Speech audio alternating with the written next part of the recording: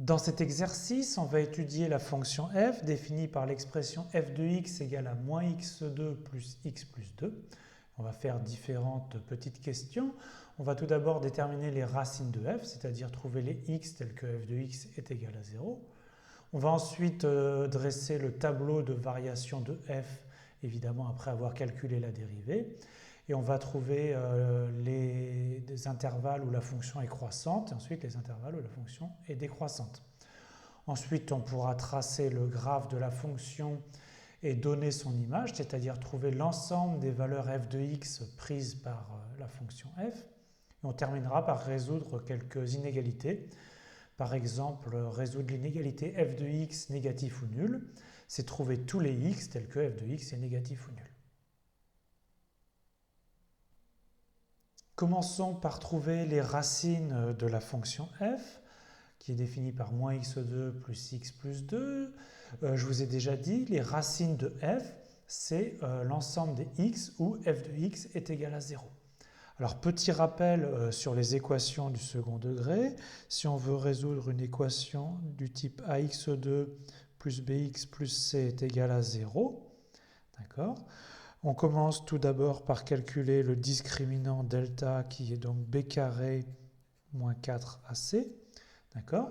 Et donc ce discriminant est positif, doit être positif ou nul pour avoir des solutions réelles. Et donc on obtient à ce moment-là deux solutions qui sont x1 est égal à moins b plus racine de discriminant qu'on vient de calculer divisé par 2a et x2 qui est moins b moins racine du discriminant divisé par 2a. Alors ici, on est exactement dans cette situation. On doit en fait résoudre l'équation moins x2 plus x plus 2 est égal à 0. On calcule le discriminant. Donc a c'est moins 1, b c'est 1, c c'est 2. Donc le discriminant delta c'est donc b carré, donc 1 au carré moins 4 fois a qui est moins 1 fois c qui est 2. Et donc alors on a ici moins par moins ça fait plus, donc ici on a 8 plus 1 ça fait 9. Donc le discriminant il vaut plus 9, il est bien positif, strictement positif. On va avoir deux racines réelles distinctes qui sont les suivantes. x1 donc c'est moins b donc moins 1 plus racine du discriminant divisé par 2a. Attention, a c'est moins 1, donc divisé par 2 fois moins 1. D'accord ? Alors ceci, racine de 9, ça fait 3. Donc 3 moins 1, 2. 2 divisé par moins 2, ça fait moins 1. Et on a une deuxième racine qui est x2 est égal à moins 1 moins racine de 9 sur 2a. Et donc racine de 9, ça fait toujours 3. Et donc ici, ça fait plus 2. Donc, en conclusion, donc les racines de f sont moins 1 et plus 2.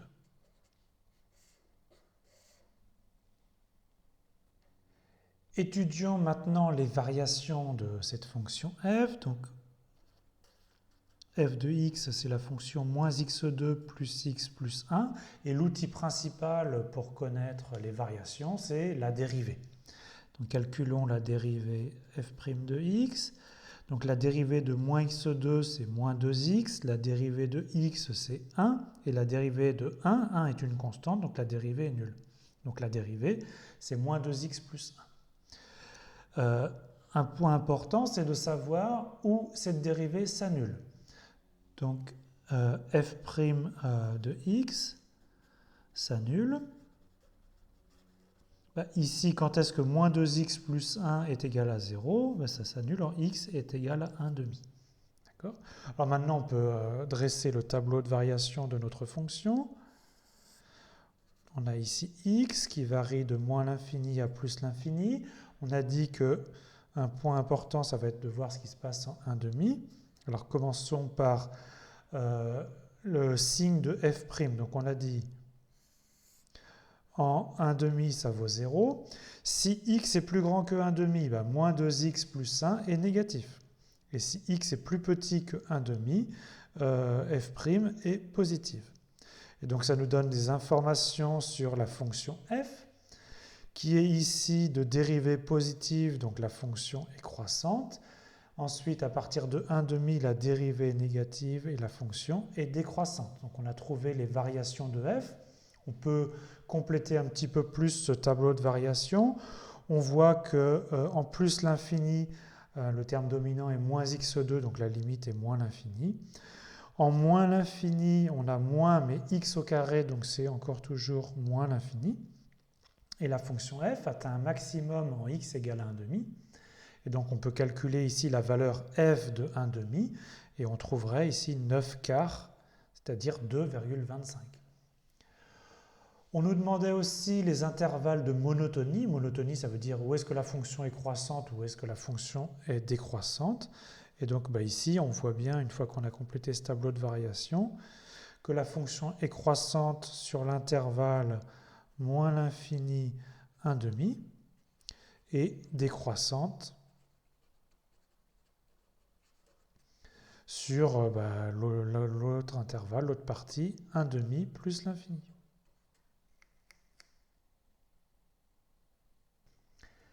On a assez d'informations pour tracer le graphe de f. Par exemple, on sait que moins 1 est une racine de f. Ça veut dire qu'en moins 1, f de moins 1 vaut 0. Et donc, le graphe, il passe par le point moins 1, 0. De même, f de 2 égale à 0.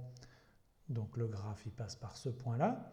On peut calculer d'autres points. Par exemple, en x égale 0, combien vaut f? F de 0, ça fait 2. Donc, le point 0, 2 est un point du graphe. Il y a un autre point très intéressant, c'est ce qui se passe en x égale à 1,5. On avait calculé qu'en 1,5, f valait 9 quarts. Donc 9 quarts, c'est 2,25. Et donc le point 1,5, 2,25 appartient au graphe. Mais en plus, en ce point, la dérivée s'annule. C'est-à-dire qu'en fait, ici, on a une tangente horizontale et ça correspondait en fait au maximum de notre fonction. Donc maintenant, on a assez d'informations, on pourrait tracer d'autres points, mais ça va nous suffire. On a ici une tangente horizontale et ensuite le graphe passe par ces points et ensuite tend vers moins l'infini. Et même chose de l'autre côté, une tangente horizontale, on passe par le point 0,2 et on tend vers moins l'infini. Voilà l'allure du graphe de f. On nous demandait aussi l'image de f. Donc l'image de f, c'est l'ensemble des valeurs possibles f de x pour tous les x qui parcourent R. Donc quand x parcourt R, qu'est-ce qui se passe? On commence à prendre des valeurs qui vont vers moins l'infini et on va prendre des valeurs jusqu'à ici 9 quarts. D'accord? Et ensuite, quand on bascule à x égale à 1,5, on passe de 9 quarts jusqu'à moins l'infini. Donc toutes les valeurs possibles, c'est l'intervalle moins l'infini jusqu'au maximum 9 quarts. Résolvons maintenant l'inégalité f de x négatif ou nul, c'est-à-dire qu'il faut trouver tous les x qui vérifient f de x négatif ou nul. Alors ce qu'on sait, nous, on sait que f s'annule. On avait trouvé deux valeurs, en x égale à moins 1 et x égale à 2. D'accord? Alors maintenant, on va séparer l'étude sur les deux intervalles. Donc, qu'est-ce qui se passe sur l'intervalle moins l'infini 1,5? On sait que f est croissante. D'accord? La fonction, elle est croissante et elle s'annule en moins 1. Donc, ça veut dire qu'avant moins 1, ça veut dire qu'elle est négative.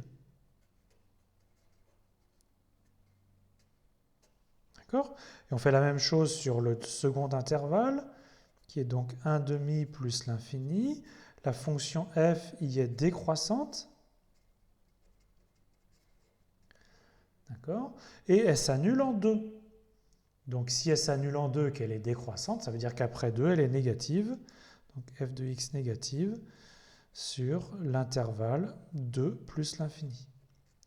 Donc le bilan, bien sûr, c'est que si les solutions de f de x négatives,